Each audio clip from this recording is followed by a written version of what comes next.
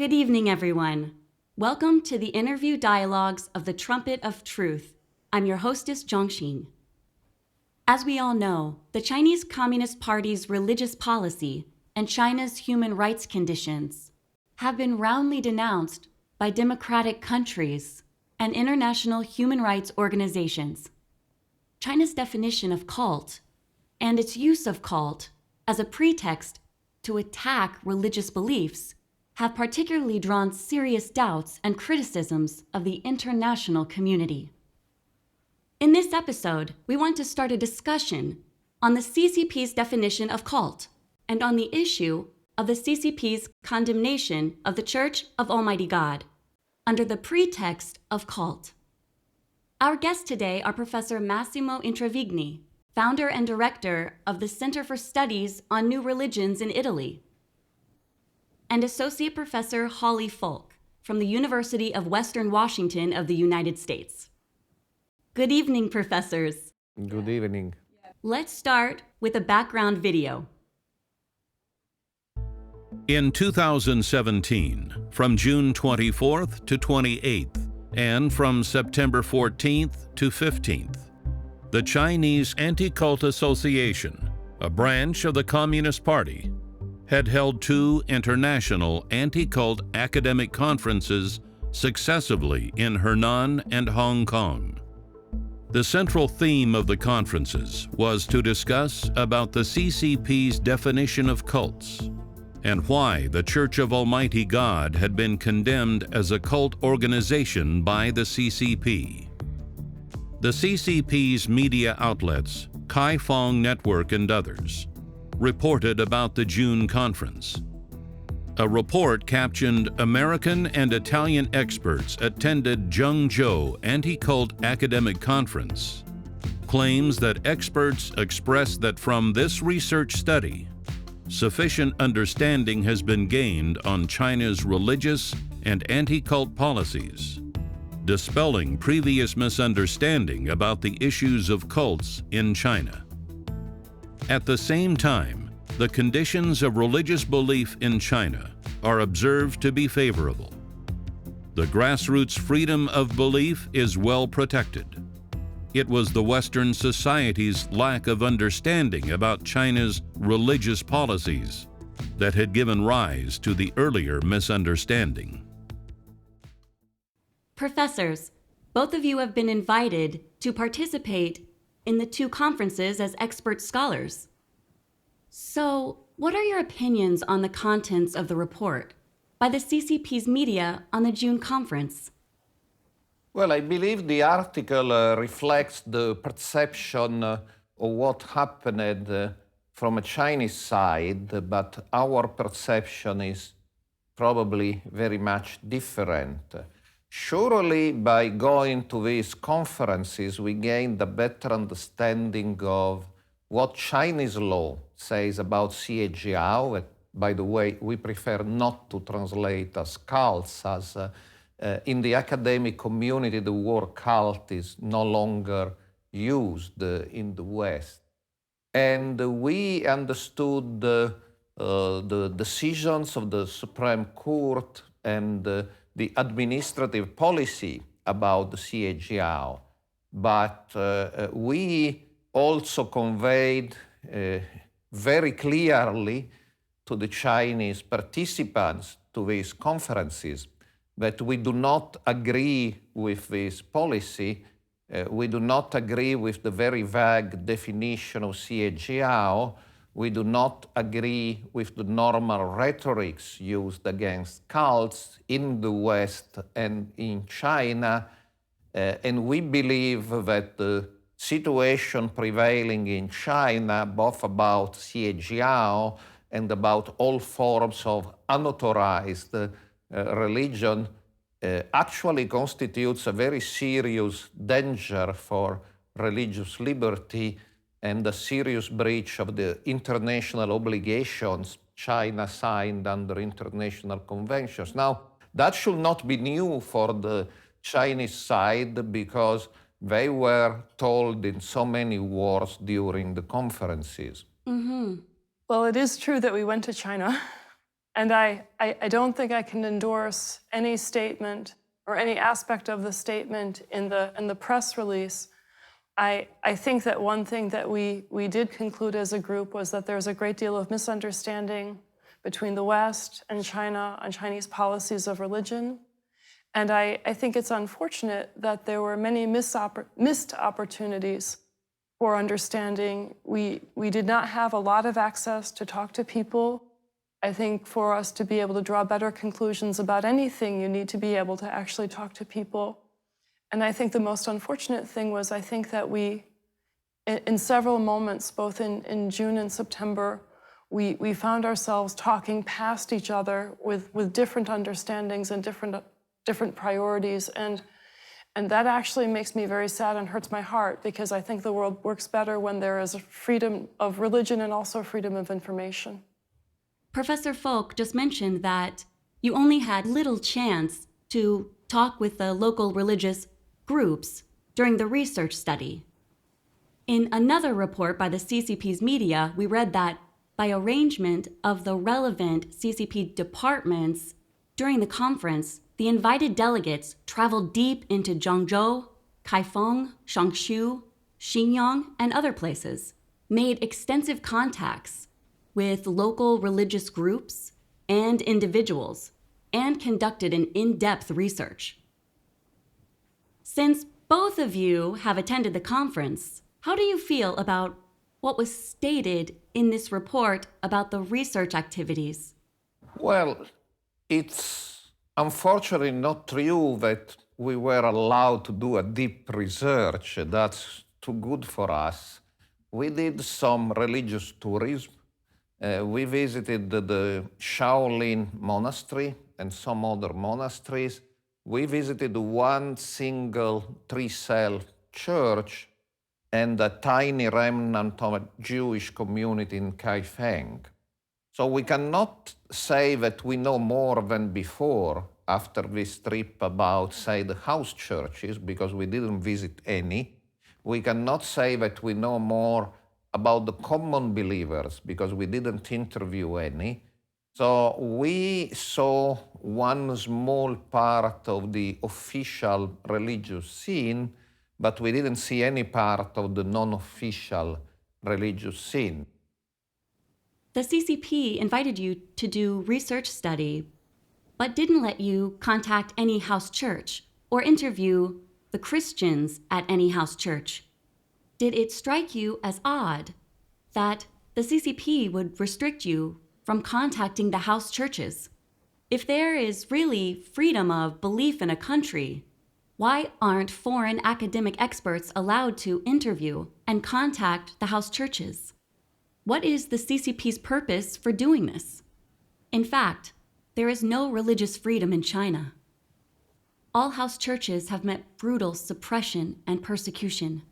The conditions of the religious belief in China have been worsening in recent years. After Xi Jinping came to power, under the banner of sinicization of Christianity, the CCP has wantonly arrested and severely sentenced those priests and rights defense lawyers who resisted the demolitions of the cross, using all kinds of methods to ban and persecute Christian house churches, especially the Church of Almighty God. For the conditions of religious belief in China, the United States has repeatedly complained and considered that the Chinese Communist Party seriously violated international law regarding freedom of belief. In the International Religious Freedom Report for 2016, released by the United States Department of State in August this year, China was listed under countries of particular concern for the 18th consecutive year. Many human rights organizations and human rights experts have also condemned the CCP for its persecution of religious beliefs that has reached maniacal and hysterical levels. Under this backdrop, the CCP invited renowned Western scholars and professors to China and held 2 international anti-cult academic conferences. So, what do you think the CCP's purpose and motives were? I can only make some educated guesses. Of course, one guess is they really wanted to hear different opinions. That's the good interpretation of the events. And the worst interpretation is they just wanted to take pictures with us. And then say, you see, we are so good that we even invite Western experts. So we hear all the opinions, and then there are all the other possibilities in the middle. Your answer is very humorous. The CCP has always focused on propaganda. In an internal secret document of 2017 about striking against the cults, the CCP stated, "Mobilize influential voices of American and Western experts, scholars, journalists, and patriotic immigrant leaders to generate favorable media comments overseas." The intention of the CCP's statement is obvious. It wants to use the voice of the Western media to create the basis for public opinions for the CCP's religious suppression. One of the themes of the two conferences held by the CCP is to discuss about the definition of cult. Professor Introvigne, you are an internationally renowned expert on new religious movements who has studied the definition of cults for more than 30 years. You are an authority in this area. You have also mentioned before that the CCP's definition and policy of cults poses a serious threat to the freedom of religion. So, how do you see the CCP's definition of cults? Well, I believe cult is an old word. As I say, it's no longer used in the academia except by small minority of academics. The large majority does not use the word cult because we know it's used by some governments in China, in Russia, and elsewhere just to attack some religious minorities. We know it's used by some private interests to defame some groups, so we don't use the word cult. I will personally advise those speaking Chinese to translate Xie Jiao as criminal religious movement, not as cult, because cult is a word which creates a lot of misunderstandings in the West. So criminal religious movements are religious groups which systematically, not only once, advocates or justify or promote common crimes. By common crimes, I would exclude the crime of being a cult.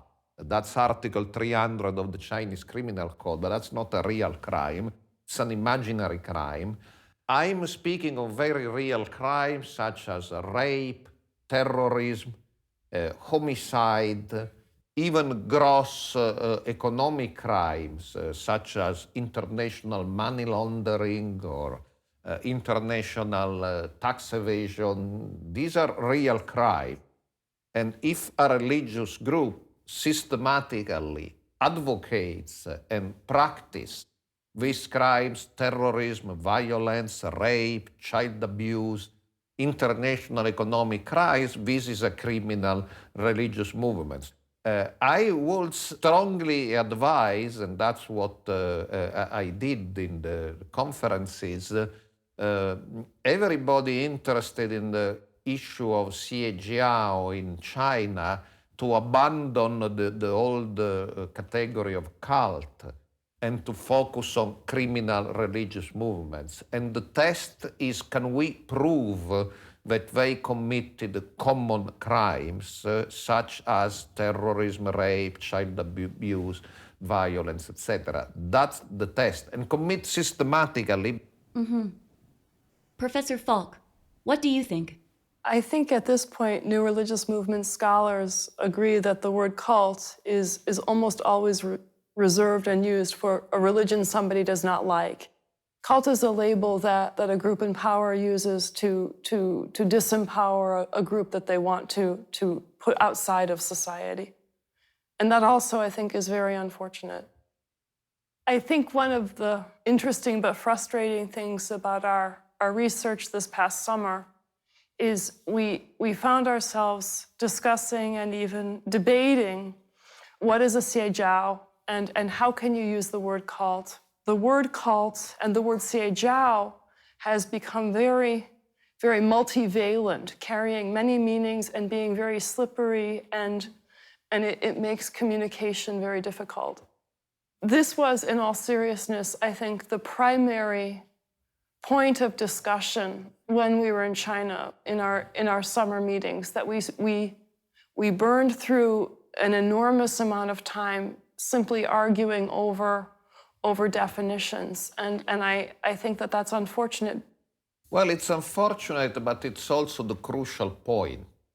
I mean, I have been in the year 2011 the representative for combating religious intolerance of the Organization for Security and Cooperation in Europe. That's a sovereign international organization of 57 states, not including China, but including Russia, United States, Canada, and all the European nations. And based on this experience and on 30 years of research, I believe that towards religion there are two attitudes. The totalitarian and non-democratic states will punish people based on their beliefs. Say, we don't like what you believe, you go to jail.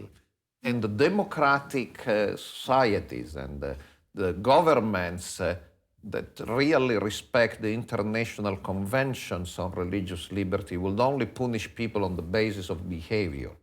You kill somebody, you go to jail. That's okay. Even if you are a member of a religious group, that's not an excuse. You organize the terrorist attack, you say God told you to do so, you go to jail. You rape people, you abuse children, even if you say God told you to do so, you go to jail. But democratic states will only punish people for behavior, for what they did.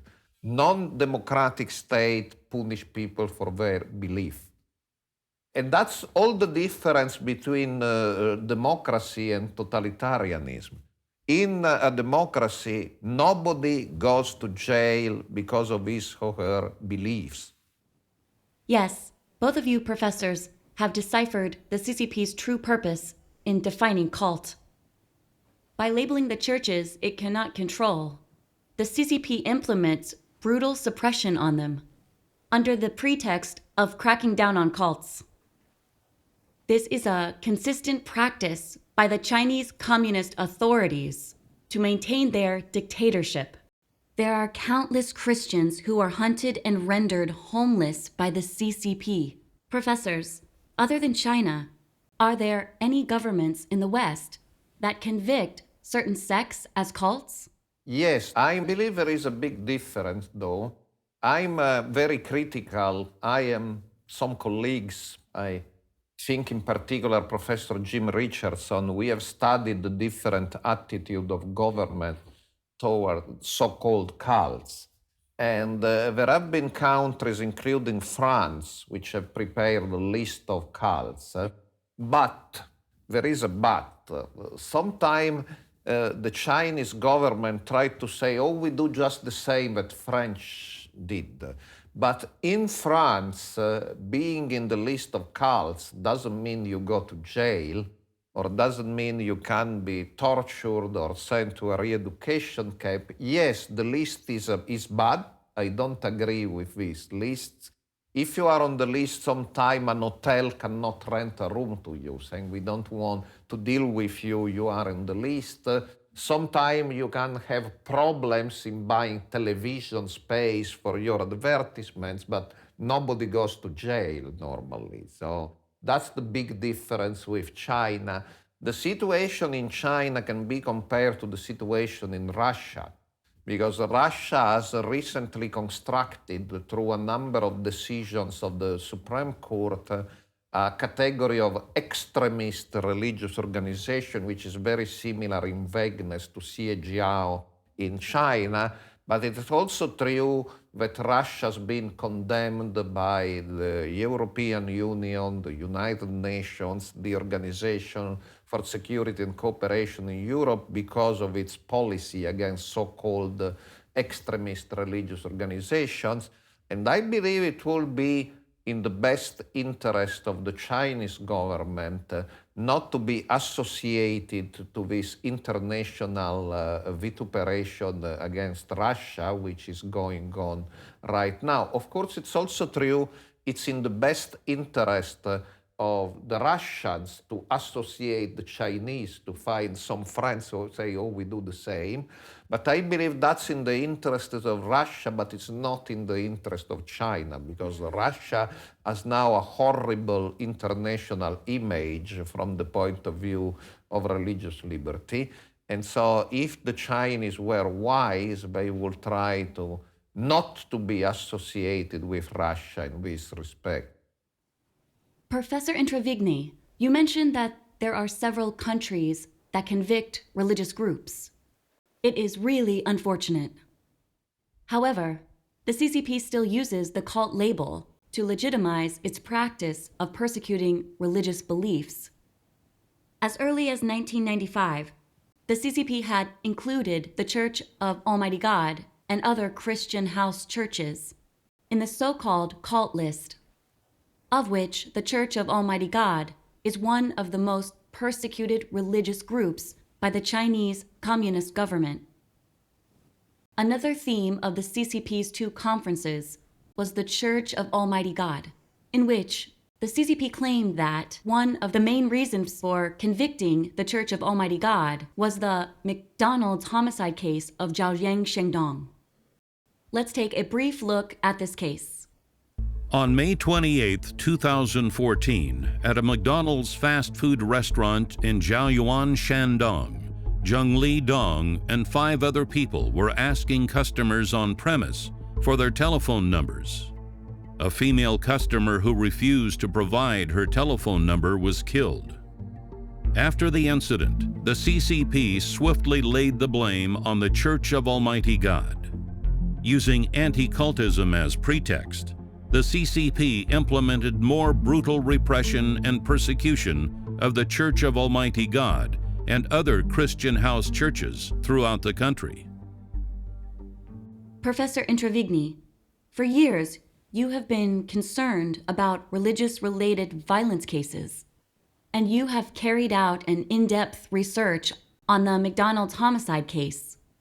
In late September this year, you published a report on the investigation of the McDonald's homicide case of Zhaoyang Shengdong in the Journal of CES-NUR. This research report has received extensive attention and recognition of the academic community. Would you share your findings with us? Because I was invited by the Chinese Anti-Xie Association, I took an interest in the most horrific crime, that's the McDonald murder in 2014, and on the basis of documents published by CCP-related sources, not by the Church of Almighty God, but the official Chinese sources, my conclusion is the group that perpetrated the McDonald's homicide in 2014 was not part of the Church of Almighty God. And I believe all the other incidents should be studied one by one. It's very easy to defame or label a group based on generic accusations or stereotypes. Scholars normally don't work in this way, but try to study all the single incidents and slowly come to conclusion about these incidents one by one. There are a number of significant documents about the McDonald's case, but the most relevant documents are the statements the defendants gave in court and in some interviews they gave to official CCP-controlled media. And here there are at least 3 points clarifying the issue. Point number 1, Zhang Fan, one of the defendants who was executed, and one of the leaders of the group, was asked whether she contacted the Church of Almighty God, and she answered she would have liked to, but since the church was banned and underground, she was not able to. So that's are the very words of Zhang Fan. We don't need interpretation, it's completely clear. The second element is we know, and that's the very core of the story, that these people entered a McDonald's diner, asked for the phone numbers of some people, and when one lady didn't give the number, they pronounced them an evil spirit like in 30 seconds. Now, for those who know the Church of Almighty God, your criteria for recognizing an evil spirit are very complicated, and surely nobody in the Church of Almighty God will recognize an evil spirit, let alone take dramatic action against it in 30 seconds. And the third point is the core belief of this small group was that the Almighty God was one soul in two bodies, and these were Lu Yinchun and Zhang Fan, the two leaders of the group. Now, obviously, the Church of Almighty God believes the Almighty God is a different person from these two ladies of the small group. So I believe it's crystal clear from the very documents published by CCP-related sources that the group of perpetrators of the horrific crime in Zhaoyuan was not part of the Church of Almighty God. Yes. First of all, I've known Massimo for many years now, and I'm very impressed by his ability to do research. And I am not as conversant in the timeline or the facts as he is, but I'll make an observation in general about religion. Now, leaving aside the McDonald's case for a moment, if you have a city of 300,000 people, basic math or statistics says there will be a murder sometime in the course of a year. And that may have absolutely nothing to do with the church or any other ideology they belong to. You know, that I believe Massimo and that the people who did the murder were not believers at the time that they did the murder. But even beyond that, I do not think that there has been any evidence produced to say that the Church of Almighty God orchestrated this. In all seriousness, one of the largest religions in the United States is Catholic. The second largest religion in the United States is Baptist. And it would be very easy to say that most murderers in the United States are Catholic or Baptist. And so, you know, you have to sort of think, even if somebody has a religious identity, that may not be particularly linked to their behavior. And in the case of the people who did the murder, I think that they were very crazy people. And I think it was very, very tragic that this woman died. But I think that if anybody is going to make statements blaming a religion, there needs to be a stronger chain of evidence to say that the religion or the religious ideology or leaders in the religion were causal. And it does not seem to me that evidence has been produced so far. And it would also, of course, doesn't make sense for the Church of Almighty God to go around, ask for phone numbers of people and killing them in diners where they are eating their Big Mac. That will not be for a large church a way of making itself more popular or more believable. So the idea of a conspiracy doesn't make sense. And also it doesn't make sense in the light of the theology of the Church of Almighty God that forbids forcing people to convert.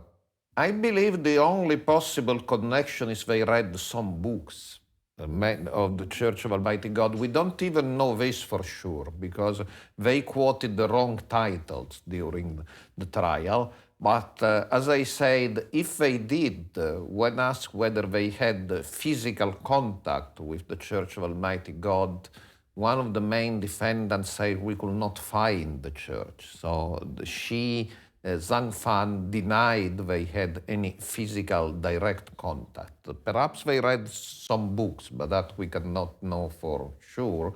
But of course, if you will be responsible for the behavior of anybody who had read one of your books, that will be a little bit strange. So the fact that somebody has in his or her possession a book of the Church of Almighty God is no direct evidence that there was a contact with members. They could simply have picked up a book literally everywhere.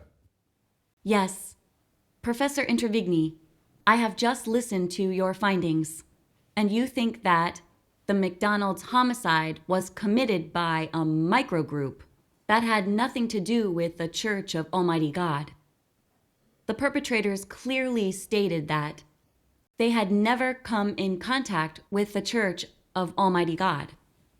The ways that those criminals operated were completely different from the theology and principles of the Church of Almighty God.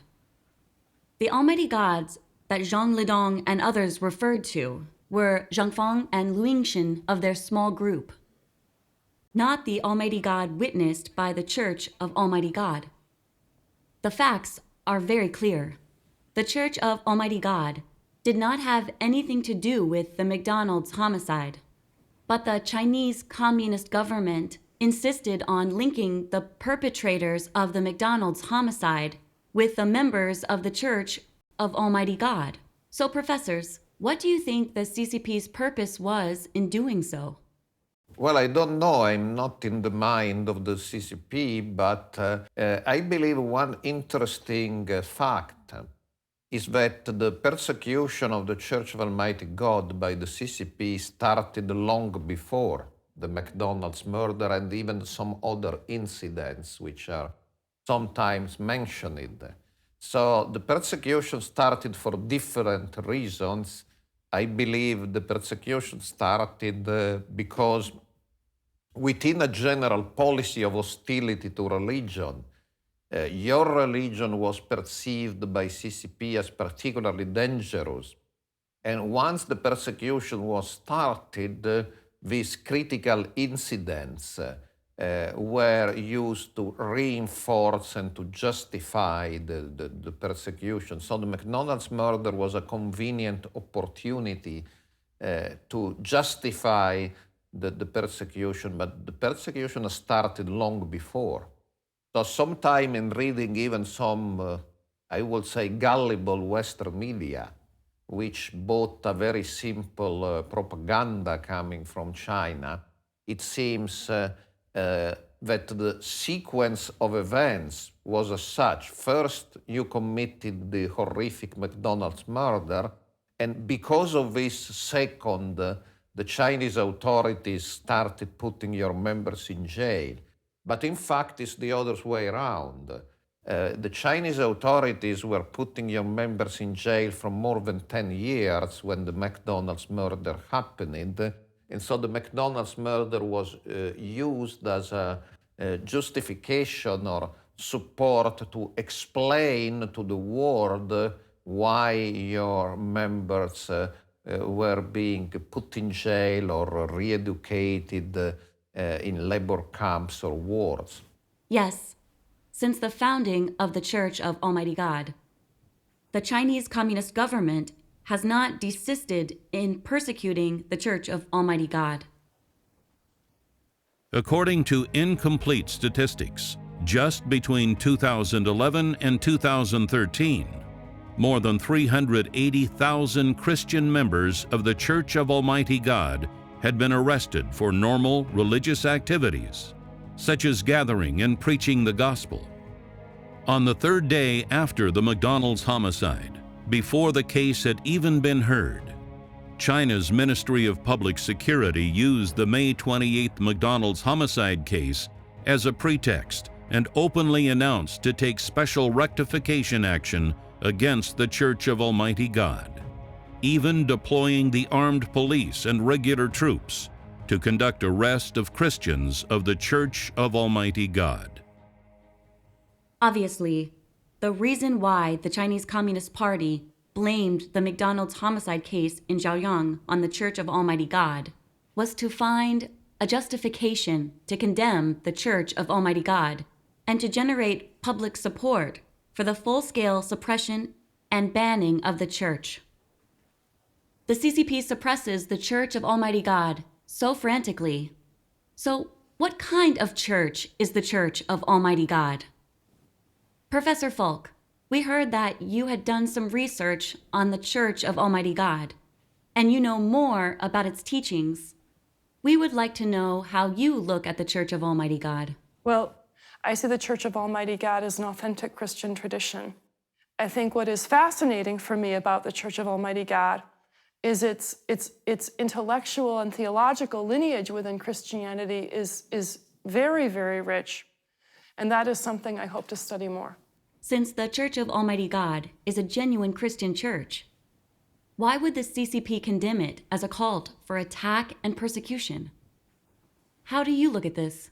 I believe the background is the CCP and the Chinese regime have tried for many decades to build a system where religions are highly controlled by the government. So your church is obviously not controlled by the government.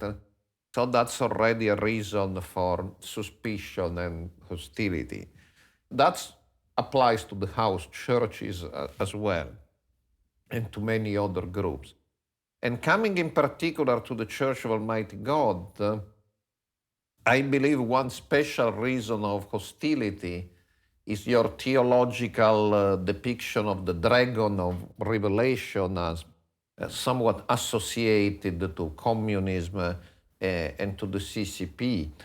Of course, I'm aware of the fact that you do not advocate an armed revolution against CCP or violence. You believe that as foretold in the book of Revelation, the dragon will fall by itself, that an armed revolution is not necessary, that God will cause the dragon to fail by itself. But of course, this belief, this theology of the dragon, when read with the spectacles of CCP, it becomes an anti-government ideology. So summing up, CCP doesn't like independent religion in general, religion not controlled by the government. That applies to many forms of religion. Yes, you are right. The CCP does not like independent religions. On the question of how it treats religions, although freedom of religious belief is openly written in China's national constitution, what's written in the CCP's internal program is to restrict, transform, and ultimately eliminate all religions. After Xi Jinping took power, he promoted Sinicization of Christianity, implemented maniacal suppression and banning of Christian and Catholic groups. Could this be the real purpose of Sinicization of Christianity? It's very clear that the purpose behind China's Sinicization of Christianity is absolutely not about promoting religious freedom. Instead, the real purpose seems to be banning Christianity and building an atheist region out of China. Could Sinicization of Christianity mean thoroughly banning Christianity and turning China into an atheist region? Will the term Sinicization of Christianity stand? How do experts like you look at it? Well, it goes back to what I said before.